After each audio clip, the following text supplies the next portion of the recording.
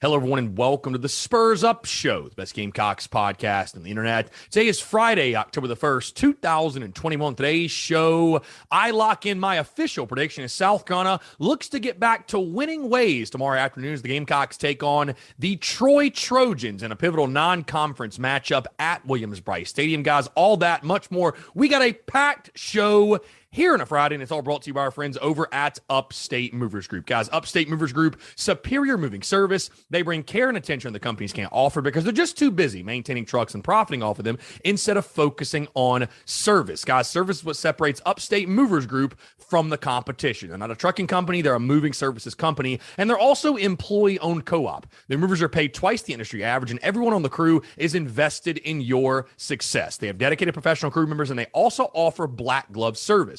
They offer end-to-end packing services, custom crating and packaging special items, and cleaning services as well. They're founded by Greenville natives and University of South Carolina alumni, guys, so a Gamecock-owned small business. They also offer 20 years of project management moving experience, and they can offer logistics and solutions that traditional moving companies simply do not have the skills for. Guys, whether in the upstate or across the state of South Carolina, if you have any moving needs in 2021, be sure to check out our friends over at Upstate Movers Group. You can find them on social media at Upstate Movers Group. Of course, if you have any other questions, go to their website, upstatemoversgroup.com. That's upstatemoversgroup.com. Be sure to check them out and tell them Chris from the Spurs Up Show sent you. Let's get it.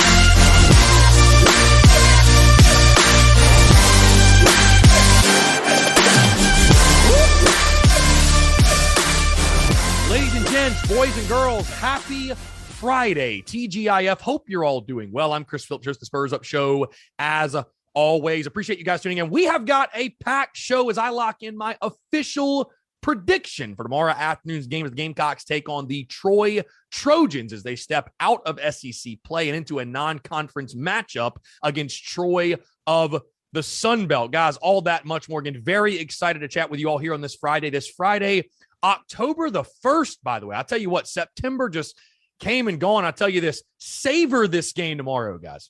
Savor this game because as I told you in the preseason over the summer, hey, the season's going to get here before you know it. Soon it's going to be fall camp. Then it's going to be kickoff. We're already into week 5, ladies and gents. So I know it's Troy. I understand it's a non-conference game, but savor this one. We only get 12 of them. Hey, we only get 7 of them at Williams-Brice Stadium. I know I'm looking forward to it. I know you are as well. Again, guys, thank you all so much for tuning in. I hope your Friday is going well. I hope your weekend's off to a fantastic start. And I want to say thank you all so much to each and every single one of you that continues to tune in, that continues to show love, that continues to show support. I want to celebrate this with you all, guys. The numbers are not official right now because I'm recording this Thursday afternoon. Of course, the numbers will go through midnight Thursday night. But as I told you before a couple episodes ago, we have completely shattered the all-time downloads record for a month, and I want to share that information with you. And of course, you guys will see this shared and celebrated across social media. But the previous record for downloads in a month was December 2020. We had 37.5 thousand podcast downloads, which is a lot, by the way. It was truly a blessing, truly was. And I remember celebrating that with you all as we came into the year 2021. And what makes this so cool, guys, is I'm someone I like to sit down and write down my goals for the new year and just put it out, speak it into existence and really manifest certain things I want to happen in that calendar year. And so the new record we have set for downloads here in this month of September 2021. And again, these are the numbers as of about 5 o'clock on Thursday afternoon. So the number might be a little bit more, but it's going to be around this number. As we sit right now in September, shattering the all-time record, 55.3 thousand podcast downloads. And again, what's so cool about that is I remember sitting there manifesting and writing down my goals for 2021. And one of my goals was to hit, for the podcast, to hit 50,000 or more downloads. And so for that to happen again in this first season, this first month of the 2021 season, if you will, for that to happen, guys, again, it's just truly a blessing. And I'm so grateful for each and every single one of you that continues to support the show, to show love to the show, to show love to the content and rock and roll with everything we do. Again, guys, without you all, nothing we do would be possible. TSUS would not be what it is and what it's becoming. And again, anyone who's ever taken even a moment to tune into the podcast and show love and show support, man, I cannot say thank you enough. So again, a record-setting month in September. That's something, again, I want to celebrate with each and every single one of you who are tuned in. Again,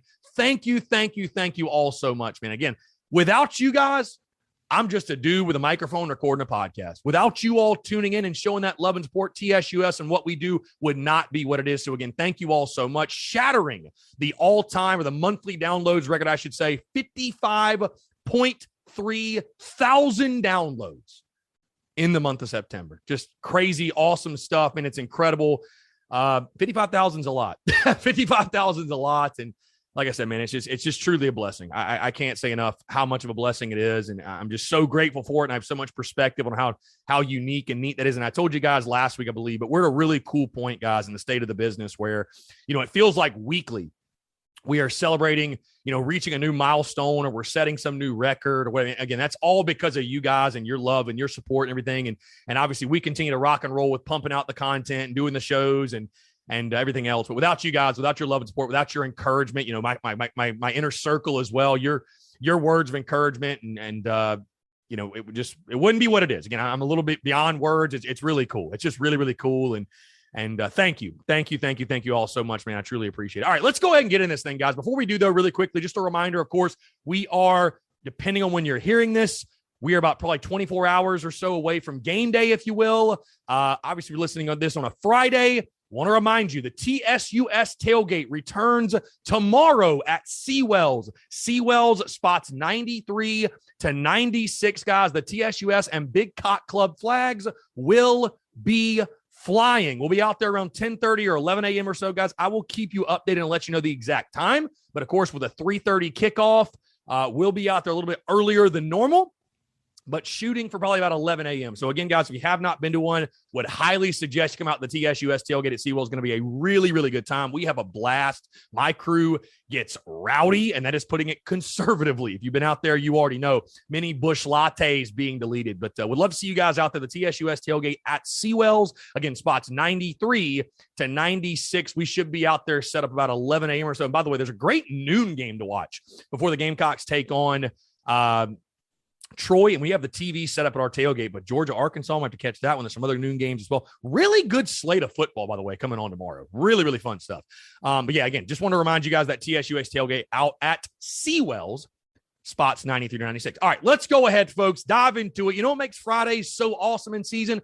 We lock in predictions on Fridays. We lock in predictions. So we're going to do that right now. South going to take it on the Troy Trojans. First time these two teams have met since 2010 when the Gamecocks beat Troy 69 to 24. And I'll tell you guys this, first things first, nice. But I made myself chuckle, made myself laugh. Doesn't happen often, but made myself laugh.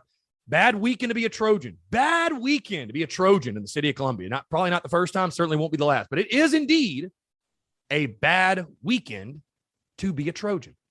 Now, this week as a whole has been very, very interesting. And in regards to just how tumultuous it is, I mean, if you took the temperature of the Gamecocks fan base, comparing this week to last week, for example, after the Gamecocks lost to Georgia, we talked about Georgia and that game and reflected on, especially on the Daily Crow, for maybe a day and a half. But Gamecock fans were so ready to turn the page and look ahead of that last weekend's matchup against the Kentucky Wildcats at Williams-Brice Stadium. Gamecock fans were so ready and so eager and so anxious to look ahead of that ball game. This week has been a completely different story. Fans have been, just all over the place in regards to, it has been nothing but reflection and dwelling on what happened last weekend. All week long, in regards to talks of the offense, Marcus Satterfield, Shane Beamer, how the season's over. There's no point even playing anymore. Might as well just burn it down and get a new staff. It's been really, really crazy. And as I told you guys yesterday, I was so excited because I was like, hey, we actually get to talk about a football game, another game that's happening this weekend. And as much as this 2-game losing streak stinks, as much as last Saturday was horrific, it was terrible, it was heartbreaking, as bad as it was, you've got to pick up your ball and you've got to go play yet again tomorrow afternoon at Williams-Brice Stadium.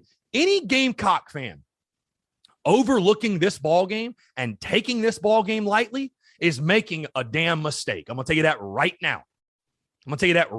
And I hope and pray, and for the most part, I'll tell you this, by the way, for the most part, I think the majority of the fan base has been okay, has listened to what I've said and understood, hey, you're in year one of Shane Beamer. What happened last weekend is last weekend. And as much as it stings, as much as it sucks, hey, it is year one.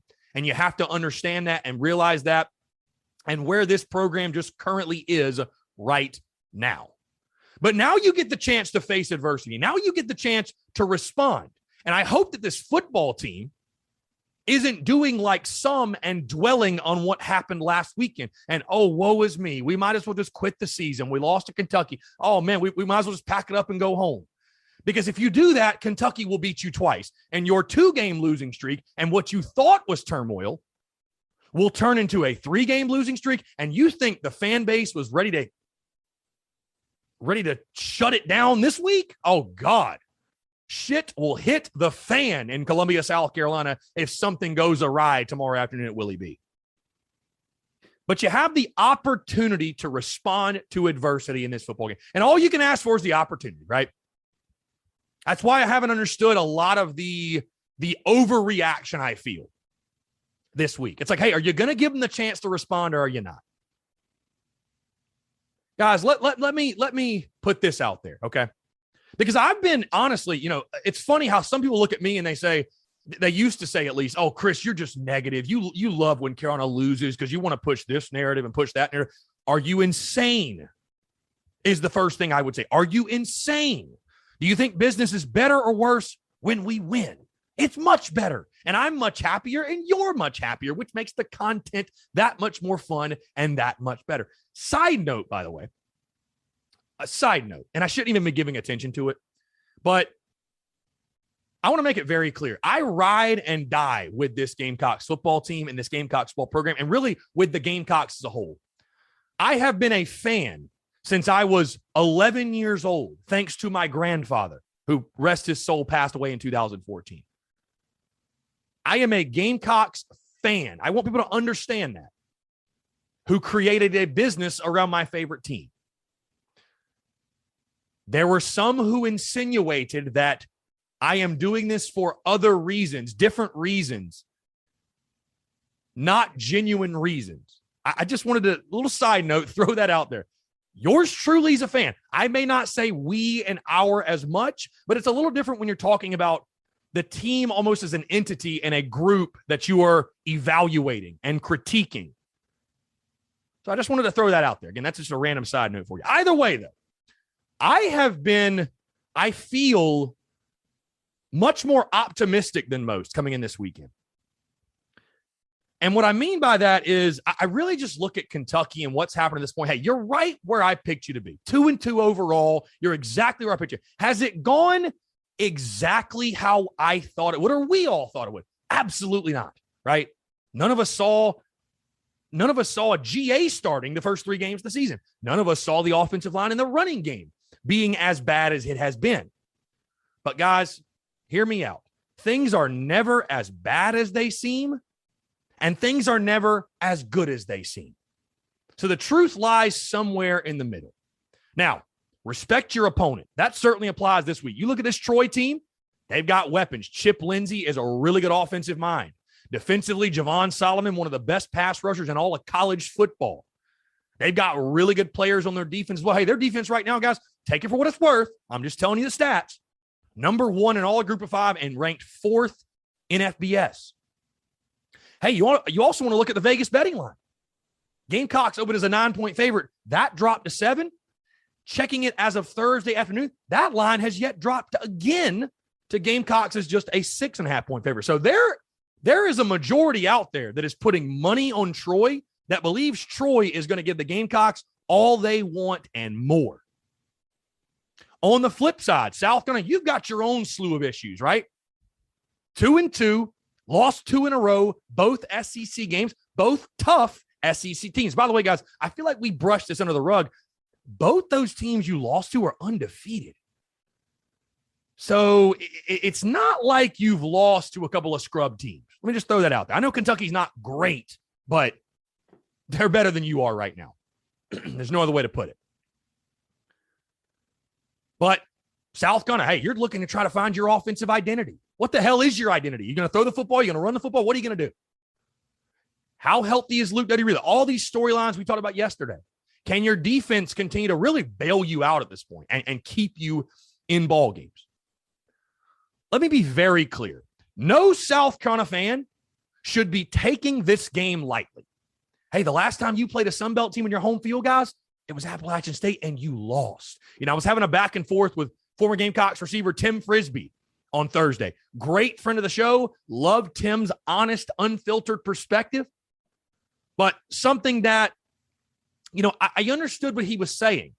But basically, he was insinuating that, this is a no-brainer win. Like, we don't have to worry about it. We'll just throw our helmets out there and win the game. And as a fan, that's fine. You can think that.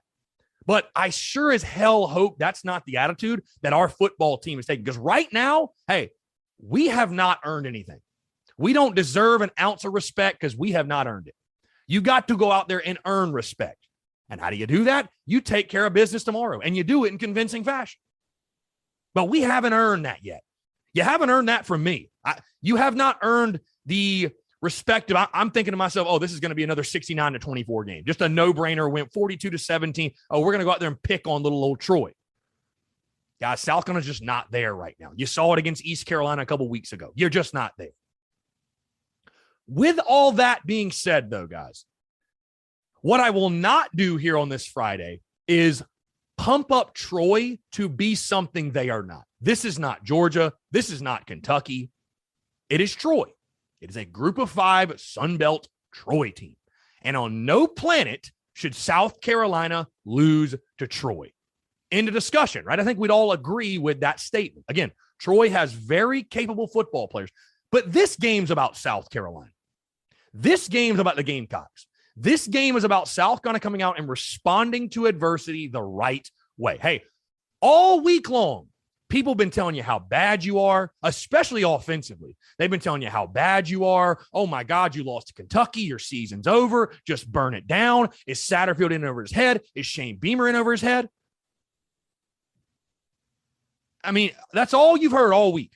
All you've heard, this negative cloud, which, I think this football team, guys, will respond the right way. But I'll tell you what, this football team, I think, is going to respond the right way. But I have been disappointed this week with some of the fan base. Because, hey, it was all sunshine and rainbows in the summer, right? All sunshine and rainbows on the Welcome Home Tour. All sunshine and rainbows in the recruiting. But you got to keep the energy consistent, man. You got to keep the energy consistent. And you're ready to bail 4 weeks in? Really? I sure hope this team isn't like that. I sure hope this team doesn't have that attitude. And I don't think they will. Again, this is a great opportunity. I think, hey, the next 3 games, very winnable. Troy, Tennessee, Vandy, very winnable. There are obvious issues you have to figure out. We all know that.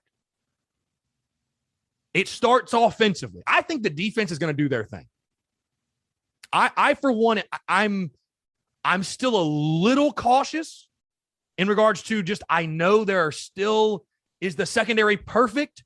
Not necessarily. But the defense has shown, hey, we're going to do our part. They've been very opportunistic. The Gamecocks guys are leading the SEC in takeaways with 10. I mean, you got Jalen Foster back there who has 4 interceptions. So the defense is doing its job offensively. And as I talked about on the show yesterday, fail fast if you're Marcus Satterfield.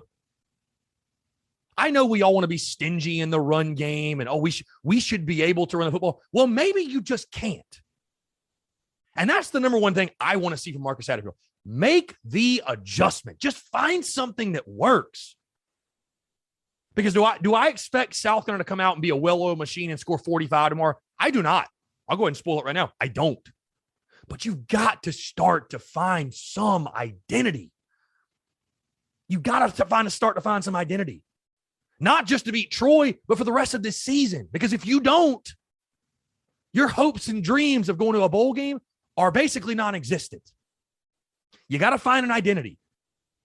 I don't think you're great offensively. I think there's personnel issues, but damn it, you're too talented to get shut out in the first half of a game. You're too talented to go out there and look pitiful tomorrow against Troy. You have SEC talent. You do. Now you got holes and deficiencies at some areas, but you've got SEC talent at others. And it's your job, Marcus Satterfield. It's your job, Shane Beamer, to get the most out of these guys. So, hey, if the run game's not there, to hell with it. Maybe you've got to throw it 40 times to beat a Troy. Maybe you do. But you got to make the adjustment. And you have the opportunity to make the adjustment. You have the opportunity to show progress. That's another thing we talked about, guys, in the preseason. What do you most want to see from this Gamecocks football team in Shane Beamer's first year? Progress. Real progress. And I know last weekend was disappointing. I understand it was. But turn the page. And if your football team makes real progress, it beats Troy tomorrow. There's no question. And the goal the next week is make progress from that game to the Tennessee game. And hopefully you pull out the dub there. And you just keep getting better and you keep getting better and you keep getting better. That's why you don't close the book on the season after one loss.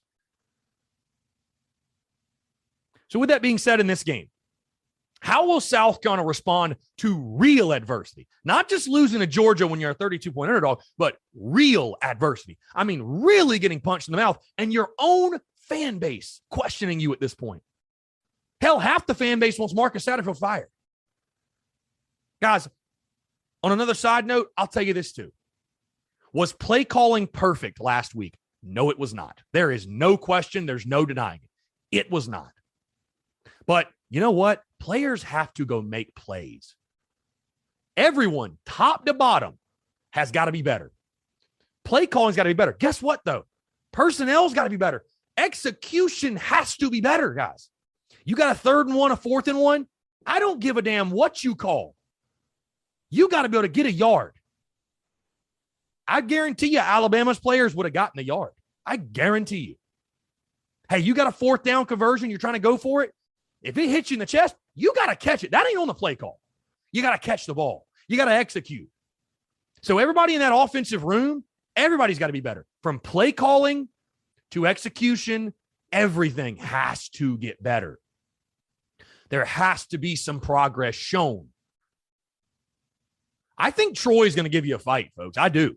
I think Troy is going to give you a fight. And I don't know if my optimism does not stem from, I think the Gamecocks are going to go out there and beat Troy by 50 points.